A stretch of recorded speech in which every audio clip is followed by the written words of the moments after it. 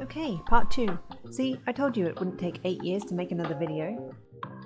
As you can see, this day was a very early start.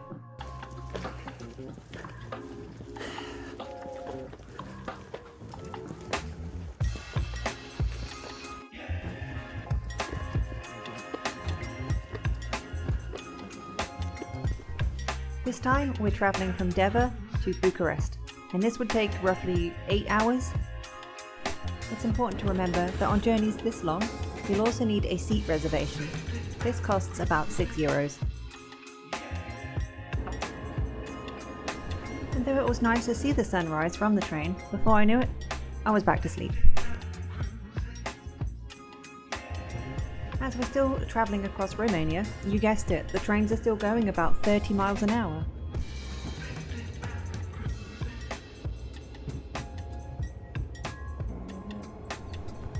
Along the journey, we noticed that the conductors in Romania had really cool looking M. Bison hats.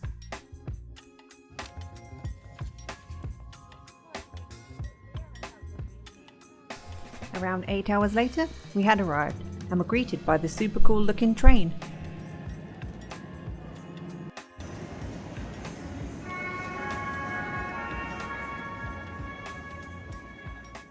We would stay in Bucharest twice during this trip. Once where we stayed in a super relaxing hotel. So relaxing. This place had a pretty eccentric style of decor. Okay. Second place was less fancy, but introduced me to the joys of Romanian TV.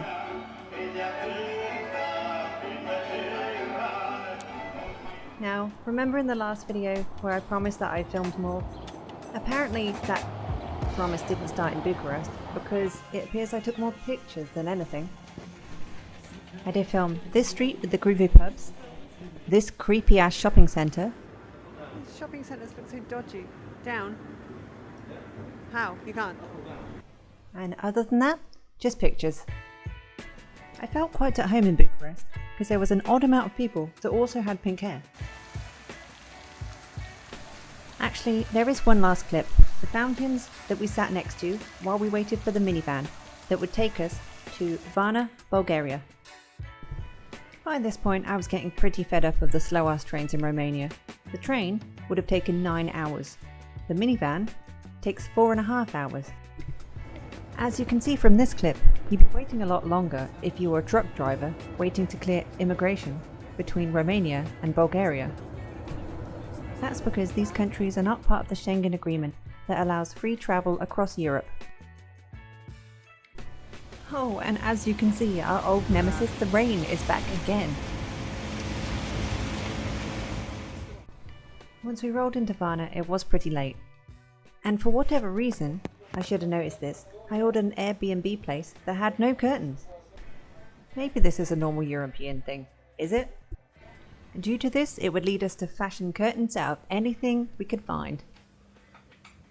We awoke the next day to find ourselves utterly surrounded by pigeons.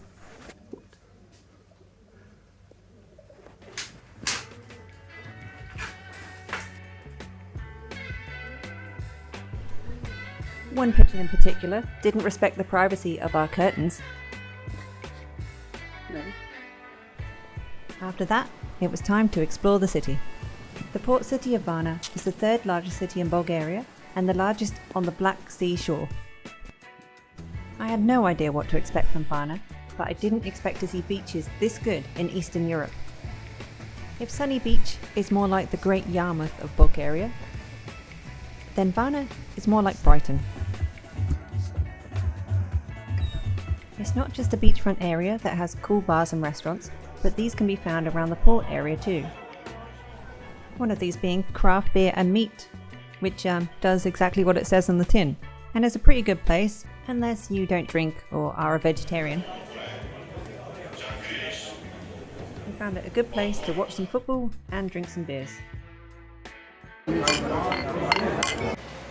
The bar would later double as a handy hideout from that bloody rain again. Though those clouds didn't look like it was safe, later on, once the rains cleared, we explored the city further. After that, it was time to catch some groovy live music outside one of the exits to the Sea Garden Park. which by the way is a must-see when you're in Varna, as this giant park covers an area of 26,000 metres, contains a zoo and an aquarium. After a day of sightseeing, it was past the groovy disco light, back to the Airbnb, and back to bed. What woke us the next morning was far more terrifying than pigeons.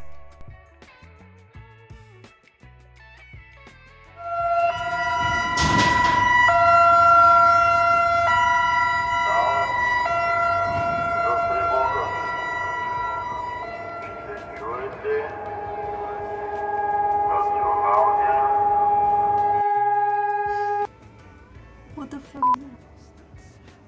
is that? Turns out this was just a normal test, something I feel the Airbnb host probably should have mentioned, especially as I almost fled the building in my pyjamas. After that near-death experience, it was time to travel back to Bucharest to begin the most grueling day of travel on this whole trip. The sleeper train between Bucharest and Vienna. What should have taken between 19 and 21 hours ended up taking 23 hours. This is because we had another change to make in Budapest, as someone had booked our sleeper cabin between Budapest and Vienna.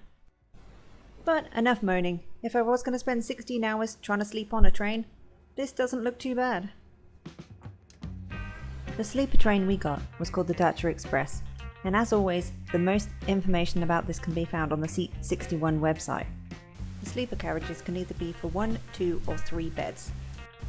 All 4 beds in the co-check car, but this is a cheaper option. Carriages also contain either a sink and you have to use the communal toilet, or if you're lucky, a sink and a shower in your room. But as far as we could tell, there's no way to book this, so it's just completely random. Fortunately, luck was on our side that day and we managed to get ourselves a bathroom.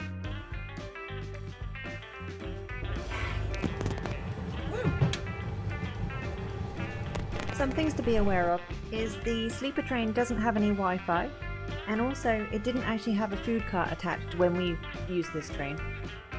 I'm not sure if this is a permanent change, but it's always good just to stock up on snacks and water.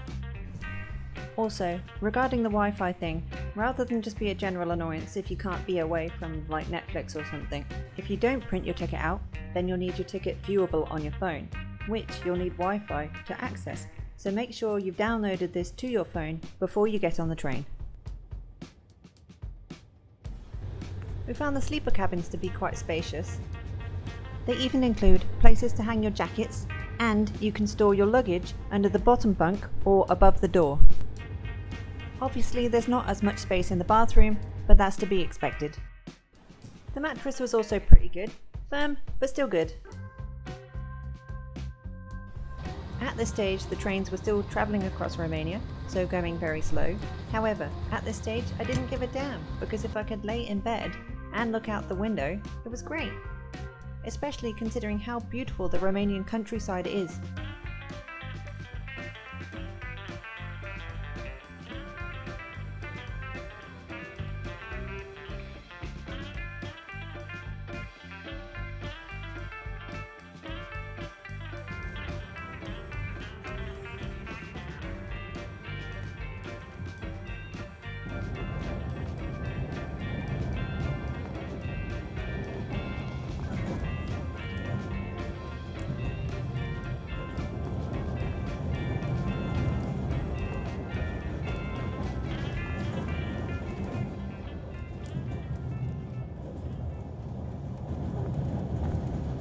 Though I had a Kindle to read, forget about it. I was staring out that window for hours and hours and hours. But eventually I had to concede. It was too dark, and I would have to try and go to sleep. It seems the train, though, would have other plans.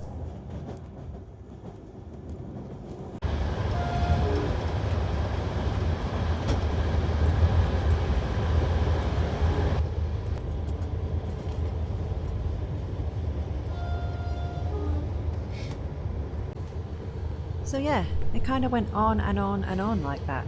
I think this siren sounds every time the train gets near to a road, which makes sense, but not good for a sleep. My suggestion would be perhaps pick a sleeper cart that's not as close to the engine. It might make a difference, however, you might still be able to hear this sound from the moon. Somehow, I got 6 hours sleep that night.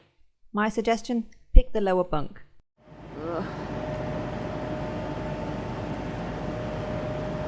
So now we're in Budapest to get a train to Prague because some strange person decided to book our sleeper cabin just for like 2 hours. We think maybe they, sniff seats or something. Okay, thanks for watching. That's it for this video. Join us next time when we're back in Prague and we meet up with my dad and my brother before jet setting off to Thailand. If you'd like to keep up to date with our travels, please like and subscribe and share the videos. It really helps the channel.